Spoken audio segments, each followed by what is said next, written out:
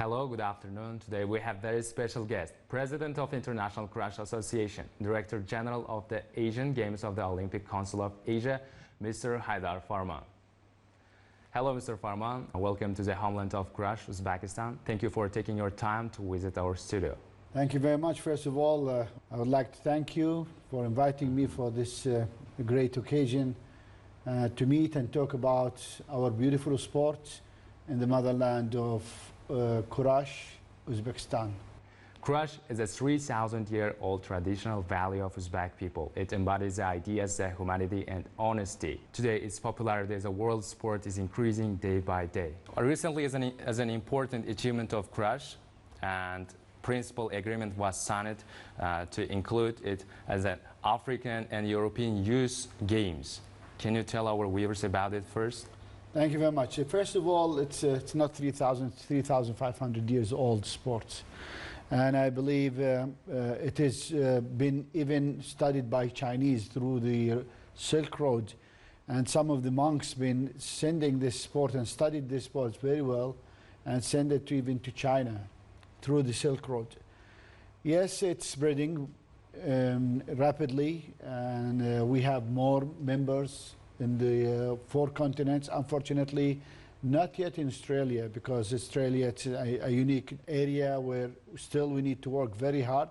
But fortunately, we are developing very fast in very rapid way in other continents, in Africa, Europe, and Asia as usual, and America. So those works been done not in a day and after. It works in a team spirit, working together with all our stakeholders to develop it in the right way, in the right directions. And this is what we've been working and giving the instructions to all my colleagues in the IKA headquarters, and with my colleagues in the other continents, in the best way how this sport can be spread. Not by doing festivals, but not by doing food cultures festivals right and left, no, by the right way, where the Olympic movement been doing this for the last years. Yes, we have our own taste, we have our own way to bring it to the people. Instead, waiting for people to come to us, we are bringing Kurash to people to see it and to experience and to taste the good and fairness of this sport. Recently, I've been in discussion in several meetings with the presidents of the Continental Association, of the Olympic Continental Presidents, Africa and Europe, and how to cooperate and bring Kurash into their continental multi-sports events like European Games as well as all African Games. We reached so far to an agreement, yes, with Africa to have it as a demo sport, but unfortunately it's not been decided, the All African Games, not the date and the year and the country not been decided yet, but for the youth African Games already we agreed in principle to have it as a demo sport.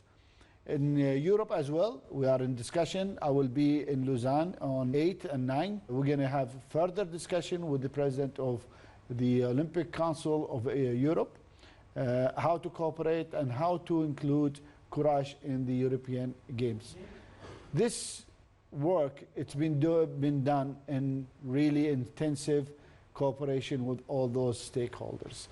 And I'm happy to see that IKA are taking the right role to do so. And I hope really our members to cooperate with us in the right direction, not to work individually, where it's really instead of adding positive impact, where we're going to have a negative impact for our sports. On November 4, 2020, the decree of President of Uzbekistan on measures to develop and further increase its international prestige of national crash was signed. According to this decision, many tasks have been defined for the development of crash and further increasing its popularity. In addition, a state support system was established in the performance of these tasks. Please tell us during the last year what has been performed within the framework of the decision for the wide development of crash and its inclusion in the Olympic Games program in the future. Thank you for bringing this to us. Yes, the presidential degree. It's been done in 2020, and I would like really thanks His Excellency the President of Uzbekistan by having this initiative to develop the Courage, the sport of Courage.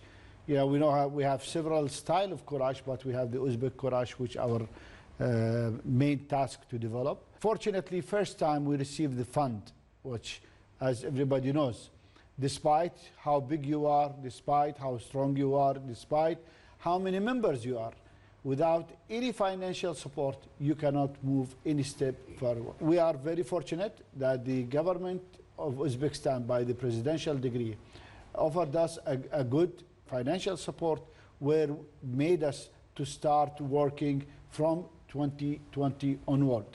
But without waiting for that, we start working much earlier, since I took over the presidency of the International Courage Association. In 2021, even with the pandemic, we initiated the digital seminars, digital education, digital tournaments, by contacting our members and to help us in this way. The good thing that first time the International Courage Institute, they took the real role in the cooperation with us to develop Courage in the best way where we can do. And the technical side, you cannot bring Courage and put it in front of people without educating them. Like that, what you do, you put a seeds to plant a tree, to plant those things in the right place in the right time. You cannot plant things out of the season. If you plant it, you will never get the tree out. But if you put it in the right time, this is where you're going to get the tree, this is where we're going to get the fruit out of it. And this is what was our plan, our vision, and our mission, and we've been following this. We are developing everything in Uzbekistan, and we have nearly 98% of the staff who they are working with IKA in the technical side and administration side are Uzbek people. In my future plan, as you know, Courage, yes, its origin from Uzbekistan, but it is an international sport. We cannot keep it only Uzbek. The headquarters, all the things gonna be remain in Uzbekistan forever. This is our plan, to keep it forever in Uzbekistan, but we need more international people to be part of our organization. This is how you make people understanding they are part of the movement, they are part of the sport, they are members, they can take the right decision, they can share with us the task and work with us in their continent through IKA, which is very good. This is what we are planning to do. The work is continuing. In 2022, now we're going to have the future events coming up. This is what we're going to talk about later. But we are developing all the technical matters, all the technical issues, keeping the same spirit, keeping the same culture of Uzbek cultures, all the names of movement, Uzbek names, without changing that. But we have to move. We have to modernize our sport. We cannot keep and do the same thing which was 3,500 years old. We have to keep the culture. We have to keep the same thing, but we have to modernize it in the way we're supposed to be done. Several sports competitions have been delayed due to the COVID-19 global pandemic. And the Asian Summer Games, which was supposed to be held in September this year, has been also delayed until next year. Along with the presidency of International Courage Association, we are also responsible for hosting Asian Games too. And tell me, will there be any changes in Courage competitions at the 19th Asian Summer Games? And generally, how do you raise the participation of Courage in all Asian Games? If you look at the game, yes, we are lucky that despite the pandemic, yes, the game been postponed. It's not our choice. It is because of the nature of the disease, the nature of the pandemic. It's been postponed to 2023. All the sports disciplines remain as it is. Courage, it is there as it is with the same number of weight categories. What we are expecting that we'll have more countries will participate in Courage, which is even the delay, it came out in our own benefits. Yes, as a director of Asian Games department, we have a weekly or every 2 weeks a meeting with the organizing committee to tackle out what kind of problem until the games. And even we are putting the key dates of the games where we're going to have the meetings before the games, after the games, during the games, which going to lead to a very successful game. The good thing this game that it is going to be a very unique game where it's going to be more advanced game in the technology, where the technology will be utilized to do most of the work. And we are fortunate that we are part of this game. The good thing, since the Courage sport been included in the Asian Games, now we are moving further and further. It becomes one of the main sports in this game and even in the future games where it will be in Aichi Nagoya as well as in Doha and Riyadh. As we know, in 2025, Tashkent will host a prestigious competition. As an official of Olympic Council of Asia, how do you evaluate the hosting of these games by our capital city? I believe it is a great event will be done, and this is first time where Uzbekistan hold a big or mega multi-sport event. It is Asian Youth Games, which will be held in Tashkent in 2025. The good thing that we see the number of sports are really big number. We believe Uzbekistan can hold it very successfully by the preparation. I visited Uzbekistan or Tashkent last year, and we had a very good presentation by the city, where they gave us the full plan, the master plan of the future venue, where it's going to be built in the Olympic city. We saw the number of venues, which is really good enough and qualified to host even Asian Games, the main Asian Games. This is one part. The good thing that we have our sport is one of the main sports in this game, and we believe it's going to be one of the biggest youth games ever in the Asian Games history. And definitely this will give a very positive message to everybody that Uzbekistan are capable and able to handle and to carry on and host bigger events in the future. Mr. Farman, in a few weeks, the World Crush Senior Championship and the next Congress of International Crush Association will be held in Pune, India. Can you tell our viewers what issues will be discussed in the way of the development of crush?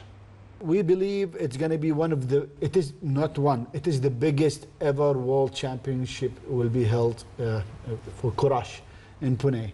The organizing committee are really working with us very positively, very good, and our team are working really day and night to have it in the best ever way it's been held.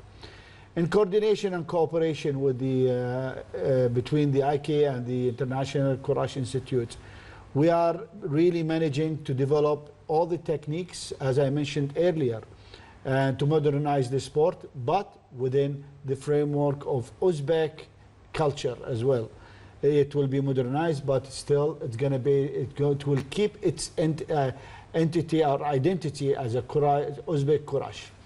This is one of the things. Second, we are going to introduce all the latest names for those techniques. It's going to be named in the Uzbek names as well, but we are introducing this for everybody. Everybody knows and well aware that we introduced the stars and lines for all those, for the beginners, mid players, and the very high performed athletes and wrestlers in Courage. This will give an advantage for those wrestlers in the future, which we have in the plan to have elite championship where those only the top of top can participate in this event. This is one part of our future vision, that we're going to have a series of events where we're going to be introduced for all our members to develop Courage in the right way. We hope that everybody will join us in this mission to have it in the future as real international sports. Thank you. Mr. Farman, we express our gratitude for your visit and for your meaningful conversation. Thank you. Thank you very much for hosting me. Thank you. Dear viewers, today is the President of the International Crush Association, Director General of the Asian Games of the Olympic Council of Asia, Mr. Haidar Farman spoke in the Studio 24 program. Thank you for your attention.